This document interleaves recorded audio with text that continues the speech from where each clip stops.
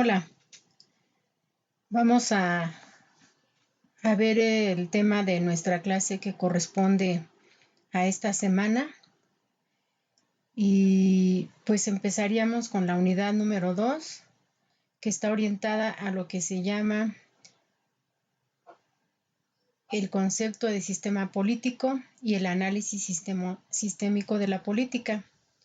Esta sería nuestra sesión número 3 y vamos a trabajar, a compartir ideas, ejemplos, principalmente en 3 temas. El primer tema tiene que ver con una de las actividades que ustedes realizaron en días pasados, que es justamente la revolución behaviorista, tema del cual se dejó un cuestionario y bueno, el punto era reflexionar sobre la misma. Entonces, el segundo tema es hablar de la vida política como un sistema de conducta en el marco principalmente de la obra de David Easton. Al final veremos en la bibliografía. Nos estamos apoyando particularmente de uno de sus libros que se llama Esquema para el análisis político. Y en ese tenor, pues estaremos dilucidando las ventajas del enfoque sistémico. Entonces, esto en el marco de la asignatura de Introducción a la Ciencia Política. Y vamos a ver cómo dentro de el campo de la administración pública, según David Easton, se presentan estos temas o de ahí nacen. Veamos en el caso de la primera parte, la revolución behaviorista. Bueno, esta revolución puso especial atención en la necesidad de estudiar a la política y de manera particular a la política democrática desde el punto de vista científico. Y se acordó en estas propuestas que el estudio de la política debía ser ante todo empírico. ¿Qué significa esto? Bueno, que la política, entendida ahorita como una actividad del ser humano, no solamente una actividad en los procesos electorales o una actividad en los partidos políticos o una actividad de las personas. Entonces, en esta propuesta se busca darle una especie de metodología a la política y entonces se parte del método empírico. Recordemos que el método empírico va orientado pues a estas cuestiones de la experiencia, a estas cosas que se tienen que vivir, que se tienen que pasar para poder ser observables y para poder ser analizadas, estudiadas. Y es justamente lo que busca la revolución behaviorista, darle ese carácter científico en esta propuesta, porque no quiere decir que antes no lo tenía, de la propia política. Entonces se atrae desde esta postura de ser estudiada, analizada, reestructurada en función de un carácter científico. Entonces, ante esta inquietud, la política democrática es analizada como aquella interacción y ajuste de intereses recíprocos entre diferentes grupos, cuya pluralidad garantiza el funcionamiento democrático de la política. ¿Qué significa esto? Bueno, aquí hay una palabra clave y es justamente la palabra interacción. Y la otra cuestión importante es esa interacción y ajuste de intereses entre las partes. Vamos a poner un ejemplo. Recientemente ustedes habrán escuchado sobre la propuesta de reforma a la llamada reforma energética. Y bueno, hubo una serie de planteamientos, posturas por parte de fuerzas políticas que, bueno, para algunos pues estaban proyectando sus intereses, para otros pues es parte de lo que les corresponde. Y en esta cuestión me refiero a los diputados de las diferentes fuerzas políticas en México, como el Partido Acción Nacional, el Partido de la Revolución Democrática, el Partido Verde Ecologista, el Partido Revolucionario Institucional, Morena.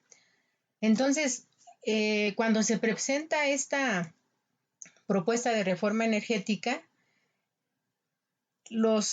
algunos empezamos a escuchar, a ver, a leer cómo entre ellos se estaba dando una interacción precisamente de tipo político, de negociación, de cabildeo, de consenso, de controversias, de contradicciones.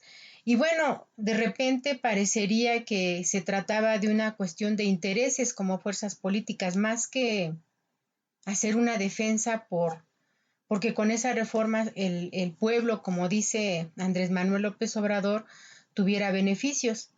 Entonces, esta revolución behaviorista justamente lo que hace es eso. Por eso les comentaba hace un rato que plantea una nueva metodología para el análisis de los fenómenos políticos dentro de la sociedad. Y bueno, recordarán tal vez que en una de las mañaneras, el grupo, digamos, del presidente, representado por él mismo, comentó que los partidos, que los diputados que no aprobaran la reforma, pues iban a ser exhibidos. Y comentó él, porque si se oponen a una reforma que es para beneficio del pueblo de México, pues vamos a ver quiénes son los que se oponen, porque pues ellos están para representar justamente las necesidades del pueblo. Sin embargo, este proceso de presentar una propuesta de reforma, que los diputados la analicen, los senadores, y si ambos lo aprueban, pues después pasa a las legislaturas de los estados, en donde también habrán de hacer negociaciones, cabildeo y todas estas cuestiones para que se cumpla la normatividad en este país. Entonces, a esto se le llama justamente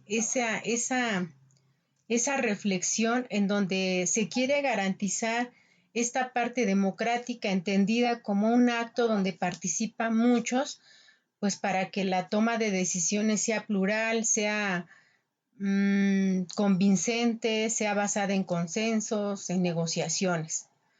Entonces, por eso, en esta revolución behaviorista, el papel del Estado es de regulador, y en este caso el Estado pues está representado por el Poder Ejecutivo, que lo encabeza Andrés Manuel López Obrador, y está también soportado en el Poder Legislativo, que en este caso lo representan los diputados y los senadores. Entonces, este tipo de planteamientos tuvo vida sobre todo hasta la sexta década del siglo XX. Y obviamente el origen de la revolución behaviorista fue en Estados Unidos. Ahí es donde se empieza a proponer este enfoque, esta nueva forma de estudiar, entender y hacer política principalmente democrática.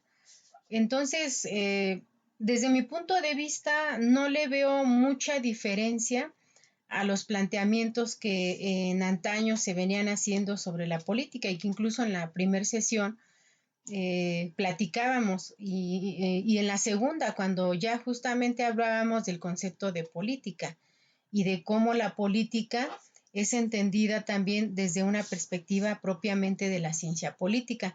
Entonces, el enfoque behaviorista consistió fundamentalmente en eso. Y bueno, muchos de los actos que suceden pues dentro de la sociedad, del gobierno, esa es la parte que sí es interesante. Hay una serie de interacciones, de relaciones, y que cuando uno se pone a observarlas, pues resulta que hay una explicación pues más amplia, aunque no siempre tan democrática. Voy a recordar un hecho este, que pasó en el sexenio de Enrique Peña Nieto. Este presidente, bueno, pues se caracterizó, entre otras cosas, porque también hizo varias propuestas de reforma y fueron pues más de 10. De hecho, se reformaron y crearon más de 20 documentos jurídicos. Y bueno, parte de lo que se reformó, por ejemplo, fue la Ley Federal de Entidades Paraestatales, porque se habló de una reforma energética, de una reforma fiscal, de una reforma en la parte de los medios de comunicación, pero también la reforma educativa.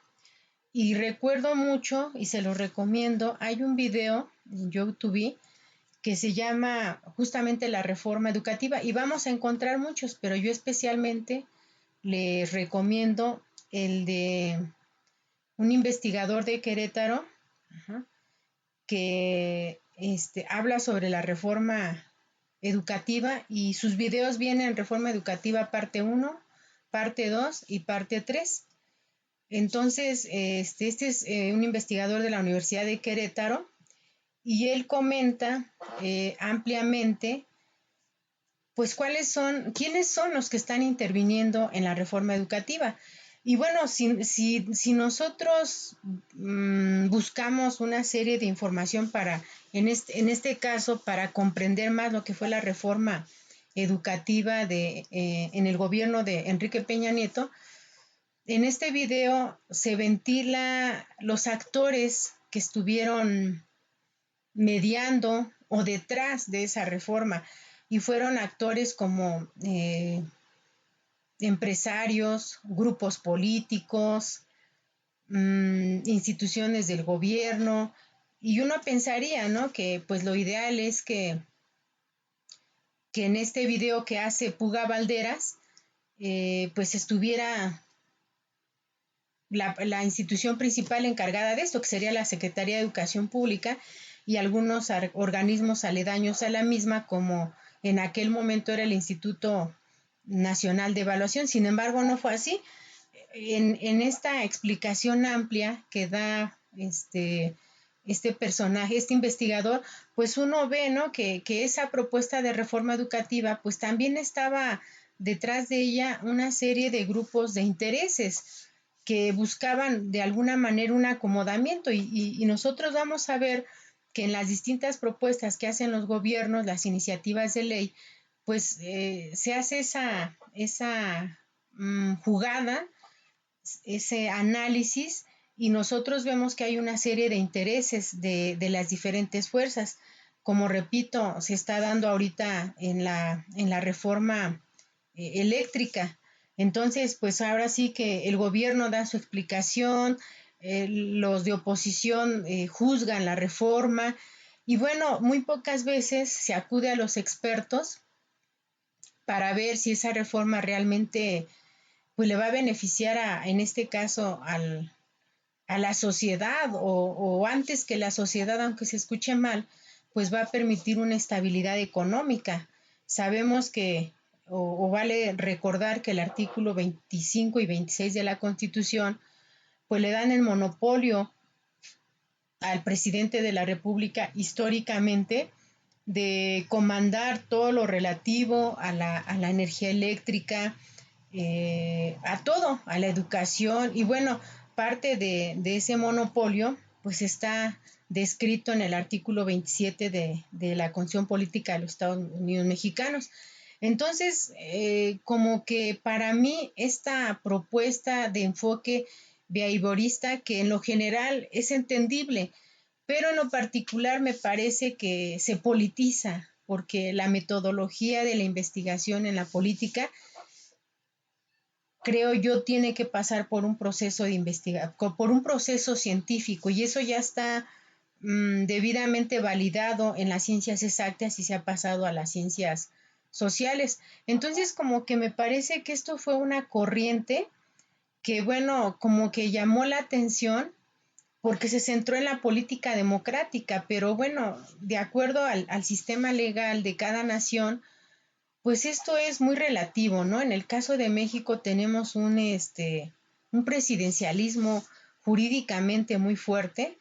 Tenemos de hecho, hay algunos académicos que hablan de las funciones metaconstitucionales del presidente de la República, porque prácticamente pues el número de nombramientos que hace es muy elevado. Entonces hay un monopolio político, hay un monopolio que pues impediría esta pluralidad democrática, ¿no? El solo hecho de nombrar, bueno, él presenta su propuesta al Congreso de la Unión de todo su gabinete, pero al final del día quien decide quiénes van a estar, pues es él. Entonces, como que ahí, o sea, mientras haya ese monopolio de decisión, ese monopolio político repito, le consagra la Constitución, pues difícilmente vamos a hacer que la pluralidad democrática, entendida la democracia como no un quehacer de unos cuantos, sino un quehacer de muchos, en donde los que representan a la sociedad pues realmente estén jugando ese papel, ¿no? Entonces, en eso consistió fundamentalmente, en este caso, la revolución behaviorista. Ahora vamos a empezar con un tema para a partir de aquí cubrir las otras dos partes de la unidad 2, que es justamente la política como un sistema de conductas. Entonces, bueno, todos estos planteamientos están basados en la obra de David Easton, en su libro, que justamente el capítulo 2 se llama La vida política como sistema de conducta. Se lo recomiendo muchísimo, es un autor muy metódico, habla de la política, de su metodología, y en esta ocasión él hace una propuesta teórica al análisis de la política, y que es justamente a partir de la teoría de sistemas. Y en el desarrollo de su trabajo, pues lo va explicando de una manera clara, trata de poner ejemplos, como lo vamos a ver ahorita, un poquito coloquiales, pero bueno, ¿cuál es la propuesta? Entonces, ese análisis sistémico de la política que hace en ese libro habla de 4 premisas generales. Y esas premisas generales son estas 4 que ustedes están viendo en pantalla. La primera es sistema. Entonces, él señala que la política, que la vida política es un sistema de conducta. O sea, ¿qué significa eso? Vamos a ponerle nombre. La vida política de un senador, la vida política de un secretario de Estado, la vida política de un regidor, la vida política de un presidente municipal, la vida política de un gobernador, la vida política de un bancario. Entonces, lo que propone David Easton es que esas conductas que van a tener los que ya referí van a ser conductas que respondan a una serie de cuestiones dentro de ese sistema, y el sistema se llama México. Entonces, esas personas que ya enuncié, pues van a tener ciertas conductas derivado de un marco legal, derivado de un compromiso político, derivado de un problema social, derivado de una necesidad política, derivado de una demanda ciudadana, o sea, y en función de todo eso, pues toma diferentes conductas en la parte política de su gobierno. Entonces, por eso para él la política, la vida política, representa un sistema, y un sistema entendido como un conjunto de partes a partir de las cuales se va a actuar o se va a funcionar. Entonces, eso es lo que dice él en cuanto a sistema. Ahora, la otra premisa que describe en ese libro es el ambiente. Y dice que justamente ese sistema se encuentra en un ambiente, y el ambiente va a ser entendido como todas aquellas cosas que están en algún lugar, pero que de ellas hay muchas influencias. Vamos a poner un ejemplo. Si retomo cualquiera de las personas que desarrollan una vida política y que por tanto tienen un sistema de conducta como regidores, como diputados, como senadores, como secretarios de Estado, etcétera, ellos se van a desenvolver en un ambiente y a lo mejor el ambiente se llama Cámara de Diputados o a lo mejor el ambiente se llama ayuntamiento o a lo mejor el ambiente se llama partido político. Entonces, las decisiones que ellos van a tomar se supone que no son bajo su libre albedrío, sino que las decisiones que van a tomar dependen o están determinadas o como dice la diapositiva, influenciadas por ese ambiente. Por ejemplo, un presidente municipal. Vamos a decir, bueno, ahorita que están por entrar ya en la próxima administración pública, a lo mejor X presidente municipal tiene como propósito en su gobierno crear un relleno sanitario. Y eso es lo que ahorita él tiene en su mente como parte de sus procesos de gestión. Y lo plasma en su plan de desarrollo municipal y lo cabildea con sus regidores, lo platica con instancias del gobierno del Estado de México. Ese es el ambiente que de algún modo le va a decir si la propuesta de crear un relleno sanitario en este lugar es propicia o no, por la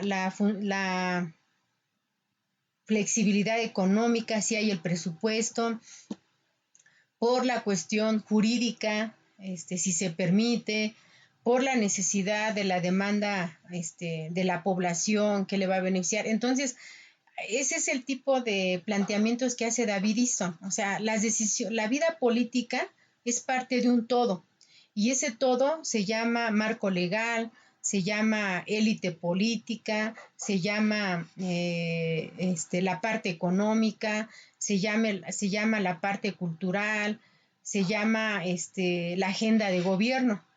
Y cada uno de los actos de la vida política va a estar determinado por el ambiente entendido como todo eso, ese contexto en el cual se desarrolla y que va a influir en lo que se va a hacer o no. Ajá. Entonces, la otra premisa que plantea David Easton es la respuesta. Uh-huh. Y la respuesta van a ser todas aquellas variaciones que se van a generar o a producir en las estructuras y en los procesos dentro de un sistema. Seguimos con el ejemplo. Uh-huh. Bueno, el presidente municipal que quiere hacer un relleno sanitario y el municipio donde vive es un municipio mágico. Y al ser un municipio mágico recibe una partida presupuestal más, pero también estas cuestiones de la naturaleza tienen que ser cuidadas como parte de su cultura, ¿no? Entonces, la respuesta que va a haber al querer hacer ese relleno sanitario va a depender de las estructuras y los procesos que hay dentro del sistema. ¿Cuáles? Bueno, parte de las estructuras tal vez podría ser el lugar donde se va a hacer. Si hay un lugar idóneo, si ese lugar tiene las condiciones que la ley exige para poderse crear un relleno sanitario, si el procedimiento para poder tener ese terreno para realizar el relleno sanitario se hace de la forma adecuada. A eso se refiere.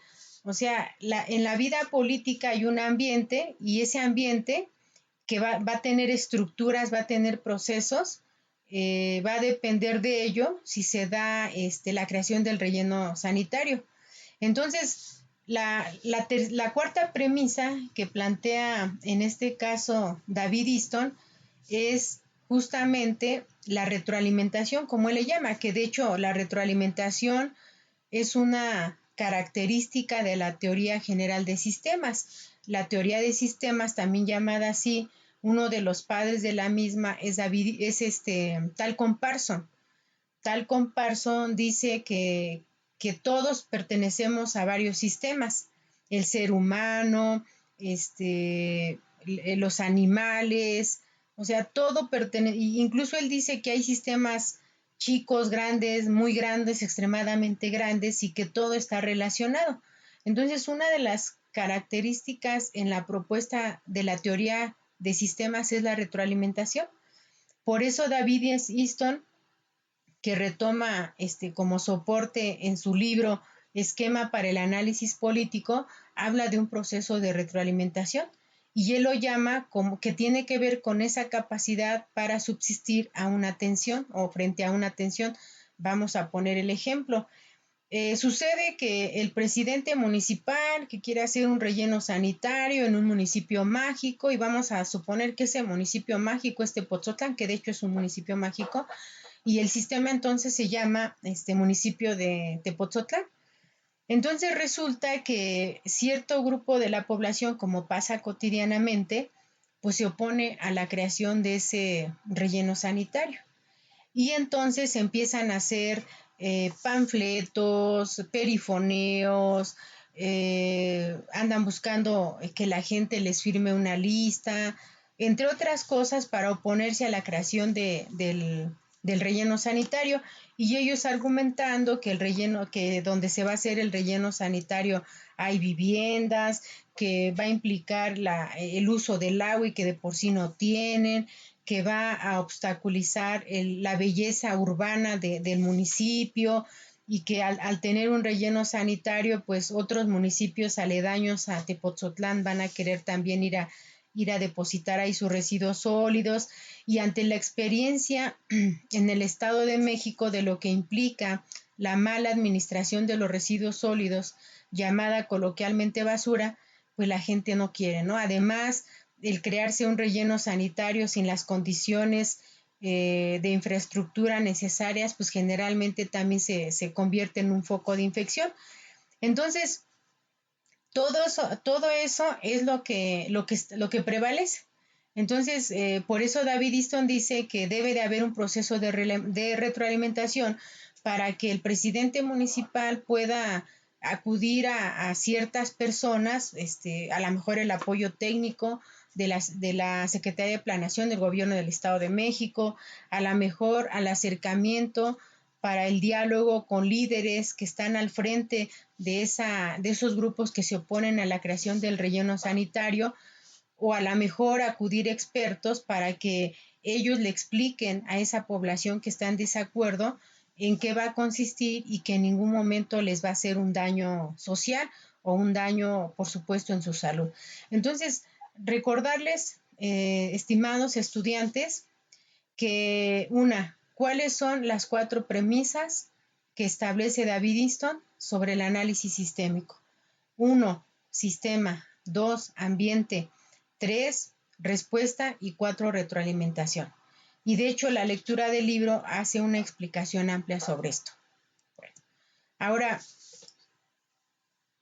si nosotros queremos enfatizar en esta parte de la vida política como sistema de conducta, estrictamente en el libro de David Easton, en su página 48, este libro se publicó en 1992, dice, así como está en la diapositiva, que la vida política como sistema de conducta no es otra cosa que el conjunto delimitado de interacciones enclavado en otros sistemas sociales y rodeado por ellos, y a cuya influencia está constantemente expuesto. Si ustedes ven en la imagen, yo puse Consejo Coordinador Empresarial. Esta imagen se tomó cuando el Consejo Coordinador Empresarial llevó a cabo su asamblea, que por estatuto lo tienen que hacer, y suele hacer una invitación a varios empresarios importantes, incluso aquí está el presidente de la República, algunas personas de su gabinete. Esta es la vida política como sistema de conducta. ¿por qué a veces la gente dice, es que, ¿por qué para todo invitan al presidente? ¿Por qué para todo invitan al director de la escuela primaria? ¿Por qué para todo tiene que venir el presidente municipal? ¿Por qué para todo? O sea, y no es que por qué para todo, sino que es parte de la vida política y la vida política está plagada de muchas conductas. Entonces, por eso en México no va a ser la excepción de que cuando hay una serie de actos de gobierno, pues en primer lugar se invite a varias personas, ¿no? Tanto del Poder Judicial, del Poder Legislativo, y bueno, vamos a ver que entre todos ellos hay una serie de interacciones y de otros sistemas. Y voy a poner otro ejemplo. Si alguno de ustedes, y se los recomiendo, escucha las mañaneras, que duran como de 7 a 9 de la mañana, ustedes se van a dar cuenta que en esos eventos regularmente está el presidente de la República, pero hay otros actores que representan a sistemas sociales y hay una serie de personas que son parte de la vida política y, por ejemplo, por los recientes acontecimientos, pues el secretario de Salud, Gatel, pues es uno de los que siempre está. Por ejemplo, el secretario de Relaciones Exteriores, Marcelo Ebrard, también es uno de los que siempre está. Por ejemplo, en su momento, aunque menos que el secretario de Salud, también el titular de la Secretaría de Educación Pública. Entonces, eso es la vida política entendida como un sistema de conducta. La conducta son comportamientos que tienen las personas en determinado momento, en determinado lugar y por determinadas situaciones. Entonces, de acuerdo a David Easton, por eso la vida política constituye una serie o sistemas de conducta y que muchos de ellos van a ser explicados, reiteramos, por el marco legal, por las demandas ciudadanas, por los fines económicos del país y por eso dice que todos ellos están enclavados en otros sistemas sociales. Y por ejemplo, en las mañaneras que les refiero, los que siempre están para preguntar al presidente ciertas cuestionantes, pues principalmente son personas que están dentro de la parte del sistema de comunicación o dentro o que están en algún momento pidiendo una explicación para la sociedad y usualmente son periodistas los que llegan ahí a esas mañaneras para hacer diferentes planteamientos y obviamente el fondo de todo esto pues es la sociedad. Entonces los que hacemos vida política, los que nos dedicamos a la vida política, tenemos que tener en consideración esto. Cualquier hecho, cualquier fenómeno, llámese falta de agua potable, llámese creación de una obra pública, llámese el pago de impuestos, cualquier acción de esas, detrás de ellos hay una vida política. Entonces, eso es lo que nos está planteando David Easton. Ahora, en esa obra, David Easton dice que hay dos tipos de sistema en esa vida política. Los llamados sistemas empíricos, al inicio hablábamos y leíamos en la diapositiva que la revolución behaviorista le apuesta mucho a la parte empírica. Entonces, David Easton dice que dentro de la política, dentro de la ciencia política, que es parte de lo que nosotros vamos a estar insistiendo en estos encuentros, hay dos tipos de sistemas. No se les olvide, dentro de la política, para David Easton, en ese análisis sistémico de la política, hay dos tipos de sistemas. Según él, los primeros son los sistemas empíricos y esos van a encajonar la vida política. La vida política, repito, del regidor, del diputado, del presidente municipal, del gobernador, del presidente de la República, del comisionado de derechos humanos, del presidente del Instituto Nacional Electoral. O sea, todos ellos en su día a día van desarrollando una serie de experiencias, una serie de prácticas cotidianas, producto de, repito, de las demandas ciudadanas. Por ejemplo, ahorita, tal vez ustedes escucharon, tal vez lo sepan, pero vale la pena retomarlo. El 14 de noviembre va a haber elecciones extraordinarias en el municipio de Nextlalpan. Esto es poco usual. Y bueno, tal vez se enteraron que cuando fue la elección, ahí hubo muchos problemas. Camionetas de dudosa procedencia, gente armada. Estuvo terrible, quema de urnas, hubo mucha violencia. Entonces, todo eso, entre otras cosas, llevó a que el Instituto Electoral del Estado de México, que se llama el IEM, pues ante todas esas experiencias, esos hechos que sucedieron, sobre todo el día de la jornada electoral, en eso que se llama vida política, pues lo llevó al IEM a que, se autorizara la celebración de sesión de una elección extraordinaria en el municipio de Nextlalpan el próximo 14 de noviembre. Entonces, David Easton diría que justamente o sea, hablar de vida política fue la elección que estuvo repleta de acontecimientos irregulares que ya dije. O sea, como que aquí estaríamos cada que hay un proceso electoral en donde los partidos políticos hacen su tarea de convencer a la gente que vote por ellos a través de dádivas como despensas, 2,000 pesos, 3,000 pesos, playeras, gorras, reuniones, comidas, bailes. Eso es la vida política. Y nosotros sabemos que históricamente los partidos políticos hacen eso. Cierres de campaña, regalan cosas, bolsas. O sea, una campaña en México no la saben hacer sin tener que regalar cosas. Porque la gente, y lo decíamos al inicio en la unidad 1, porque la gente no tiene un nivel de cultura política. La gente en México, la mayoría casi siempre vota o dirige su voto de acuerdo a lo que le den o lo que le prometan. Entonces, David Easton a todo eso le llama que está plagado de sistemas empíricos. Hay otro tipo de sistemas, que es el sistema simbólico, en esta obra o en esta inquietud en este caso, de lo que quiere David Easton, que es el enfoque sistémico, y con eso nosotros vamos viendo cuáles son las ventajas y las desventajas de ese enfoque sistémico.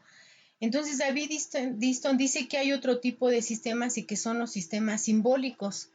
Esos sistemas simbólicos van a estar determinados por las estructuras de análisis, por el marco conceptual, lo que se llama teoría política. Es decir, lo que ustedes están haciendo, por ejemplo, ustedes ahorita que están estudiando la licenciatura en Administración Pública, están con esta asignatura, están viendo un poco sobre la teoría política. Que digamos, si ustedes hubieran estudiado psicología o no sé, tal vez contabilidad, por ejemplo, contaduría pública, no verían esta parte. No, es más, ni siquiera hubieran visto esta obra. Sin embargo, como ciudadano, yo espero que ustedes tengan su credencial de lector y que tengan o sea, porque habemos personas en México, pero no todos somos ciudadanos. La ciudadanía se adquiere por varios preceptos. Por ejemplo, la gente que está en un centro de readaptación social llamados coloquialmente cárcel, pues ellos no son ciudadanos porque tienen sus derechos ciudadanos suspendidos porque, están purgando una pena. Entonces, si alguien no tiene su credencial, si alguien no está registrado como mexicano, no tiene un acta de nacimiento, pues tampoco puede gozar de sus derechos políticos. Si alguna persona no tiene la credencial de elector, pues tampoco se puede considerar un pleno ciudadano porque no puede ejercer su derecho a votar y ser votado, porque no tiene el requisito que le marca las leyes mexicanas, que es tener que es estar inscrito en el Registro Federal de Electores. Entonces, por eso es interesante lo que plantea David Easton, porque efectivamente, si lo vemos ya bajo esa lógica, pues sí, como que tendríamos dos tipos de sistemas dentro de la sociedad moderna. Los que desarrollan sistemas, los que están dentro de los sistemas empíricos y los que están aquí, ¿qué serían los investigadores, los estudiantes, los profesores?